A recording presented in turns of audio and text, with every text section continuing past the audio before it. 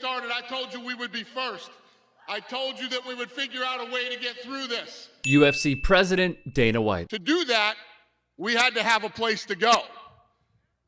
Florida was the leader in getting things open. Ah, yes, the leader in getting things open. You're on the front lines in Florida, Dr. Abo. The CDC now says your state is seeing the highest number of the new variants of any state. 1 week ago, this was Florida. If I get corona, I get corona. At the end of the day, I'm not going to let it stop me from partying. Where Trump loyalist Ron DeSantis made Florida a free-for-all, not giving two damns about the health and safety of his constituents. There's a lot of people to thank, but let me start with Governor DeSantis. So what did Dana do? He invited the likes of DeSantis and co. on stage to take a victory lap because in the midst of a pandemic, they helped Dana with the only thing he cares about more than himself: money. I told them, listen, when this thing opens back up and you're ready for fans, we'll come back and we will repay Jacksonville for this favor you did for us. You see, Dana, who sounds like the Hot Wheels version of Vin Diesel, Dana White stays back and runs it.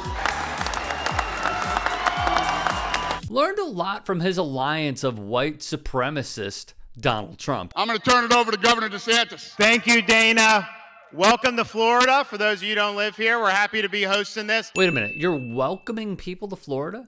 DeSantis laughed when Polk County Sheriff Grady Judd said last week, "So we only want to share one thing as you move in hundreds a day. Welcome to Florida, but don't register to vote and vote the stupid way you did up north, or you'll get what they got." Very early on in this COVID, we were told 15 days we needed to slow the spread. The athletics stopped, all the leagues stopped, and then we got a couple more weeks into it. It was like, wait a minute.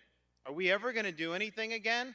And Dana White was the one guy that was like, we're fighting. We're going to find a way to do it. So DeSantis goes up on stage and gives a political press conference. As I watch this, I just think, where's the keep politics out of sports crowd? Where's the Jay Linnemans? Where's the Laura Ingrams? Where's the Tuckers? And where's the Trumps? And we're like, we're welcome. We're open state. We want people to be able to come and make decisions for themselves about what they want to attend and not want to attend. Here's the crux. DeSantis paints this dystopian perspective of freedom to voters. In effect, behind closed doors, We won with poorly educated. I love the poorly educated. they profit off their constituents' stupidity. I mean, they said it themselves. Yet here's DeSantis saying he has championed the pandemic. Authorities have raided the home of a former state official who has said she was ousted earlier this year for refusing to censor the state's coronavirus data. She was a whistleblower.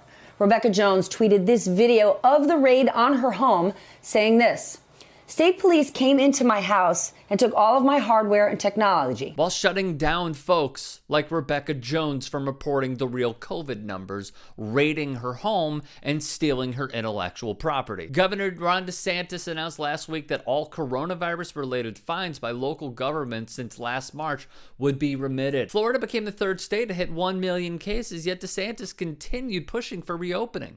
His fight was not stopping the spread of COVID. Nope.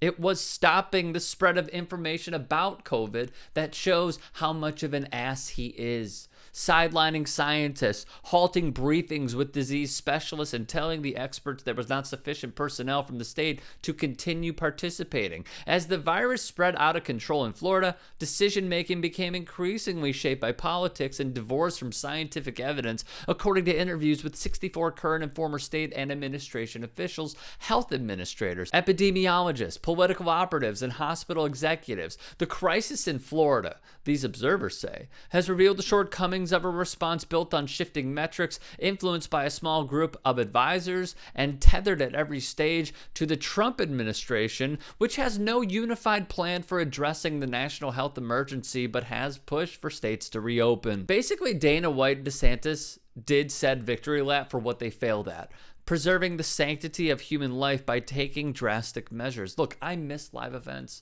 I miss live fights. I miss live sports and hearing the energy and atmosphere of the crowd reverberate through any stadium and venue. But when the insurmountable loss of life continues through the intentional inaction of one deceiving party, it's inexcusable at best and at worst, tragic.